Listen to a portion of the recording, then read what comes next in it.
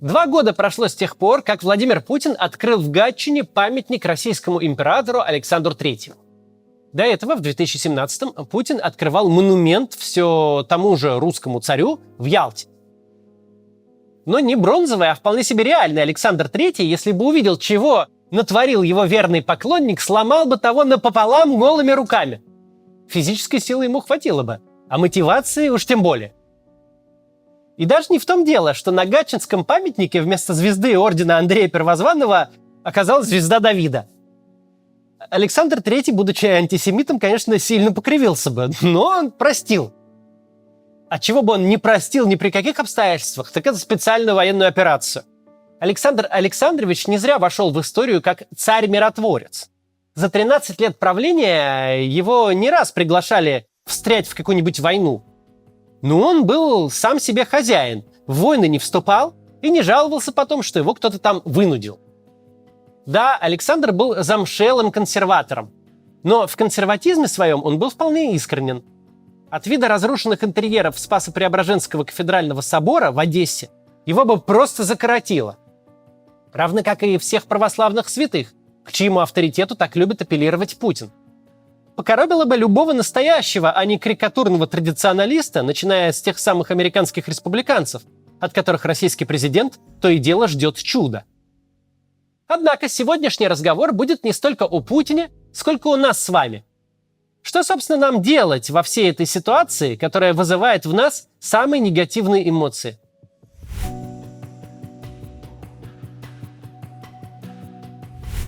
Есть еще одно принципиальное отличие между временами Александра III и Владимира Путина. Настоящий самодержец, в отличие от современной пародии на него, даже когда накрывал страну бетонной плитой контрреформ, все-таки не стал перекрывать людям весь кислород. Реформы предшественника Александра II при Александре III откатили отнюдь не на 100%. В России оставалась одна из самых прогрессивных судебных систем. Существовало и какое-никакое местное самоуправление. Либерально настроенные подданные, не имея возможности повлиять на внутреннюю политику государства в целом, с головой уходили в решение частных проблем, совершенствование отдельных аспектов жизни общества. Так, времена Александра III стали расцветом теории малых дел. В самой человеческой природе заложено желание что-то делать и видеть конкретные результаты своей деятельности. У кого-то это желание не простирается дальше собственной квартиры или дачного участка. Вместе с тем, в обществе всегда есть значительное количество людей, которые испытывают потребность делать что-то и за порогом своего дома. Не только для своей семьи, но и для соседей, для сограждан. В путинской России такое поведение осуждается. Как минимум, провоцирует гневную отповедь. Тебе что, больше всех надо, что ли? А как максимум карается штрафом или даже уголовным делом. Ну или внесением в реестр иностранных агентов или еще что-нибудь такое. Путинская Россия – это эдакая планета Саула из произведения братьев Стругацких. Та самая, где государство наказывает тех, кто желает странного. Однако нет ничего странного и противоестественного в том, чтобы думать и стараться ради людей вокруг. Именно к этому призывают все авраамические религии, включая православное христианство. Это смысл жизни для многих художников, архитекторов и инженеров, для врачей и учителей. И это политическая платформа для любой нормальной партии. Еще в 1971 году в советском журнале «Новый мир» вышла нашумевшая статья доктора биологических наук Владимира Эфроимсона под названием «Родословная альтруизма». Речь в ней шла о том, что человеку, как виду, присущ не только эгоизм, но и желание бескорыстно помогать другим людям.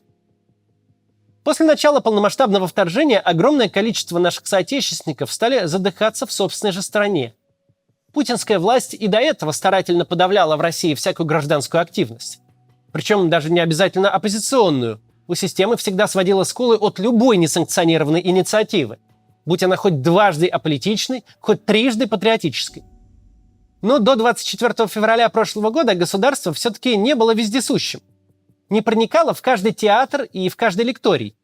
Не успевало навесить кандалы на каждую благотворительную организацию. Уголовное дело за пьесу и спектакль, которые до войны никого из чиновников никак не коробили, это сегодня наша с вами реальность, продиктованная условиями проигрываемой войны. Путинская система делает то, что умеет лучше всего. Она не может организовать обещанный Армагеддон заграничным супостатом, но может выжечь все живое в своей же стране. Не зря каждый россиянин, вне зависимости от политических пристрастий, знает фразу «разбомбить Воронеж на зло Америки». Стандартом политики Путина стала схема из 3 шагов. Первый шаг – создать себе врагов за рубежом. Второй шаг – осознать собственное бессилие перед этими иностранными врагами. И третий шаг – оторваться на россиянах. Мотивация для третьего шага более чем понятна. Не можешь сделать больно сильному неприятелю – сделай больно тем, до кого ты можешь дотянуться. У великого геостратега всякий раз оказываются руки коротко покарать непокорную Америку и непослушное НАТО. Но до граждан своей страны он в состоянии дотянуться. Как и вдарить ракетой по гражданскому населению в крупном украинском городе. Военный путинизм бьет в России как по площадям, так и по отдельным целям. По отдельным россиянам, которые обратили на себя внимание каким-то высказыванием или несанкционированным действием. Вот их власть побить может, а ВСУ и НАТО не может, потому с таким остервенением бьет именно по ним. Здесь сейчас прервемся на некоммерческое объявление. Посмотрите его, пожалуйста, до конца и вернемся к нашему разговору. В Россию продолжают прибывать беженцы из Украины. Те из них, кто остается в нашей стране, обычно относятся к самым уязвимым категориям. Пожилые люди, многодетные семьи, инвалиды. Или бывшие сельские жители, которые ранее никогда за границей не были. Рассчитывать на наше государство могут не все. Пособие дают лишь тем, у кого есть российское гражданство, за исключением единоразовой выплаты при въезде в размере 10 тысяч рублей. Не могут украинцы рассчитывать и на нормальную работу, отвечающую их квалификации. В Москве и Московской области беженцам помогает фонд «Дом с маяком». Найти жилье и работу, устроить детей в сады и школы, разобраться с документами. Те из вас, кто эмигрировал, прекрасно знают, что в чужой стране все это отнюдь не тривиальные задачи. И вы можете помочь. Самое простое – перевести деньги, отсканировав вот этот QR-код или воспользоваться формой по ссылке в описании. Деньги пойдут на продукты и лекарства для беженцев, на вещи первой необходимости. Но есть и другой способ – личная помощь. Вы можете стать куратором семьи, помочь ей с решением бытовых проблем, поделиться с украинцами по возможности одеждой, посудой и техникой. А главное – собственным опытом и временем. Куратор – это тот человек, который поможет найти работу, устроить детей в школу, пройдет с беженцами 7 кругов МФЦ и расскажет, куда и с какой проблемой можно обратиться. Разумеется, все это куратор делает не один, а с помощью и поддержкой фонда, добивается лучших условий для своих подопечных. Эти люди приехали в нашу страну, приехали вынужденно. Важно помочь им встать на ноги после утраты дома. По ссылкам в описании вы можете и перевести средства, и записаться в кураторы. Кстати, если вы знаете хорошую некоммерческую организацию, ну или людей, которые занимаются чем-то полезным, которым в тему было бы такое объявление, посоветуйте им написать мне по ссылке в описании. Мы с удовольствием такие объявления делаем. Ну ладно, продолжим. Мы не зря проговорили в начале, что во всяком обществе есть люди, для которых общественно полезная деятельность – это важная потребность. Всякая рациональная власть, не обязательно честная, либеральная и человеколюбивая, а просто в достаточной степени рациональная власть, обязательно оставит таким людям какую-то отдушину. Но путинская власть не оставляет.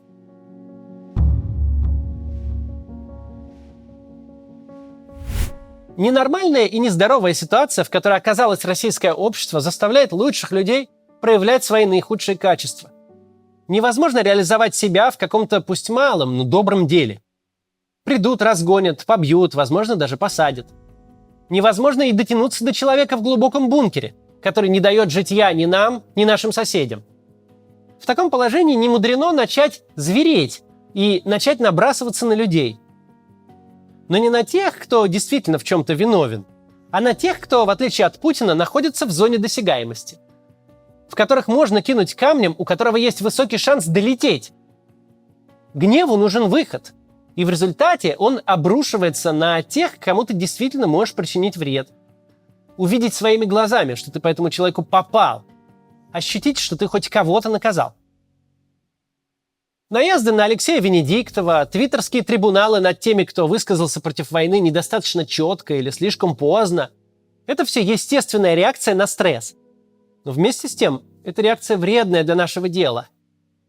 Ведь задача политика – расширять круг сторонников своих идей. Если ты управляешь не закрытым монастырем, а публичной политической силой, то задача состоит не в отборе идеальных адептов, но в привлечении наибольшего числа людей. Как широкий круг граждан, так и отдельных лидеров мнений, людей со своей лояльной аудиторией. Подавляющее большинство наших сторонников никогда не будут соответствовать тому идеалу, который существует в нашей голове. Тем более не будут соответствовать ему лидеры мнений, потому что внезапно у них есть свое мнение, которое никогда не будет на все 100% совпадать с нашим. И не должно. Главное, что человек против этой войны. И против не по той причине, что она ведется бездарно, а потому что ее в принципе нельзя было начинать. Если спикер осуждает войну в самых осторожных выражениях, то он нуждается не в нашем осуждении, а в нашей поддержке. В той поддержке, которая позволит ему как минимум не отступить от своих позиций, а может быть и усилить их. То же самое относится и к тем, кто пока отмалчивается. У кого государство стоит за спиной с пистолетом, ну или ему кажется, что оно стоит за спиной у него с пистолетом, у таких людей мотивации никак не прибавится, если угрожать им станем еще и мы. Представление себя судьей – это вполне объяснимое поведение для человека, который находится в поиске способа что-то сделать, который находит себя в ситуации, где ты ничего не можешь делать, где у тебя есть понятная цель – нормализация России, но совершенно непонятно пока, как к ней идти. Мы все находимся в этой позиции. Но кому-то хочется найти себе зону комфорта, вообразить ситуацию, где все те, кто недостаточно выступал против войны и Путина, встанут в очередь перед его трибуналом и будут униженно оправдываться. Это приятная и спасительная для психики позиция. Беда ее в том, что она совершенно нереалистична. Мы не судьи. Мы не являемся ими сейчас и не будем ими в будущей России.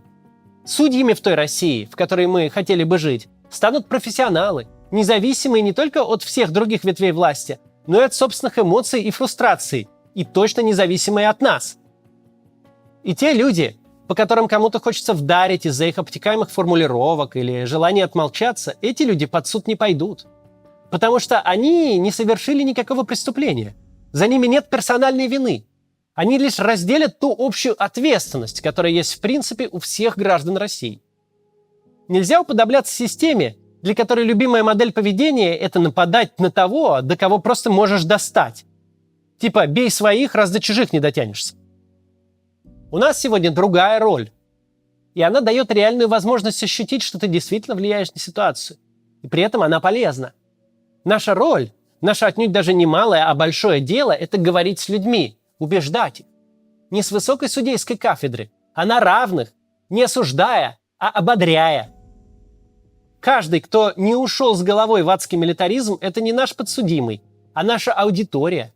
Строго говоря, даже с некоторыми из милитаристов, а именно с теми из них, кто не на зарплате, тоже можно разговаривать. Например, чтобы перевести их в разряд сомневающихся. Это точно не является нашей приоритетной задачей, потому что сил на такую работу уходит очень много, а результат получается скромный. Но просто зафиксируем, что даже с людьми из противоположного лагеря, если это не профессиональные пропагандисты и, конечно, не преступники военные, в теории можно поговорить. Со всеми, кто находится в диапазоне от нейтралитета до осуждения агрессии, говорить не только можно, но и нужно. Конечно, нет ничего проще, чем сорваться на них. Есть понятный соблазн осудить того, кто действительно может морально пострадать от твоего осуждения. Или хотя бы в принципе готов с тобой разговаривать, читать твои аргументы. Но с соблазном этим надо бороться. Вообще, многому стоит поучиться у некоторых комментаторов под нашими роликами. Под каждым видео среди тысяч комментариев всегда попадается несколько о том, как удалось убедить или даже переубедить отца, мать, брата, сестру, бабушку или дедушку. Бывает даже наоборот, что родителям приходится убеждать своих детей, которым все моральные ориентиры сбила путинская пропаганда. Так вот, подобные комментарии о расколдованных родных и близких или знакомых и друзьях – это самое восторженное и самое радостное, что приходится читать в наши темные времена. Такого счастья, которое испытывают люди, перетянувшие на светлую сторону кого-то из своего окружения, не испытывает ни один самоназначенный судья или прокурор. Давайте брать пример именно у таких людей. Напишите в комментариях, если у вас у самих есть такие случаи. И до завтра.